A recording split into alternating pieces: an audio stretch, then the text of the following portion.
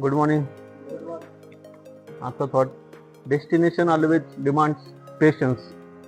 मराठीमध्ये याचा अर्थ असं होतो की आपल्याला ज्या ठिकाणी जायचं आहे त्या ठिकाणी जाण्यासाठी संयम खूप महत्त्वाचा आहे. याच्या आधी पण एक उदाहरण दिलेलं आहे, तेच मी थोडंसं एक फोडून सांगतो की आपले छत्रपती माहिती आहे सगळ्यांना, शिवाजी महाराज.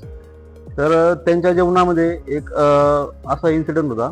अफजल खान नावाचा एक माणूस दरिंदा, त्या काळात त्यांना म्हणलं जायचं.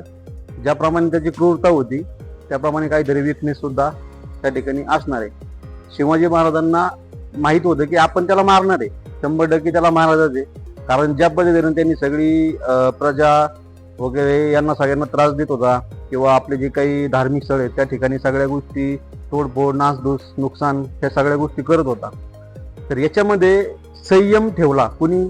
शिवाजी महाराजांनी. कारण त्यांना माहिती आहे की आपण त्यांना 100% मारणार आहे. आत्ता नाही पण भविष्यात 100% तो आपल्या हातून मारणारच आहे. पण त्या मधल्या काळात त्यांनी काय केलं? अफजल खान काय आहे, कोण आहे, त्याच्यामध्ये विकनेस काय आहे, त्याचा अहंकार वाढवण्यासाठी अजून काय काय गोष्टी केल्या पाहिजे. सागर सरांनी व्यवस्थित सांगितलेलं ते.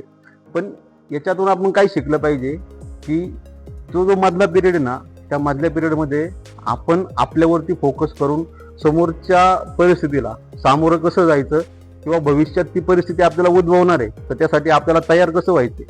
तर त्या पद्धतीने स्वतःवरती वर्किंग जर केलं, सिच्युएशनला समजून घेऊन आपल्यामध्ये जर बदल केले तर ज्या ठिकाणी आपल्याला जायचंय त्या ठिकाणी आपण 100% पोहोचणार आहे.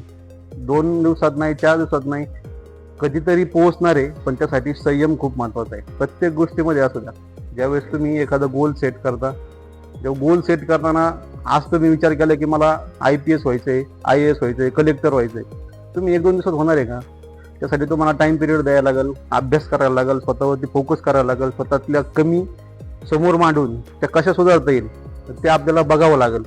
तेव्हाच कुठेतरी जाऊन तुम्ही फर्स्ट अटेम्प्ट द्याल. तो पण समजा फेल्युअर आलं पण त्यातून पण शिकण्यासारखं खूप काही गोष्टी आहेत की बाबा आपण इथं काय शिकलं पाहिजे, कशामुळे या गोष्टी झाल्या. तर ह्या सगळ्या गोष्टी जाणीवपूर्वक माणसाने विचारात घेऊन जर काम केलं, संयम ठेवून जर काम केलं तर 100% तुम्हाला ज्या ठिकाणी जायचंय त्या ठिकाणी जाण्यावाचून तुम्हाला कोणीच अडवू शकत नाही. ठीक आहे, धन्यवाद.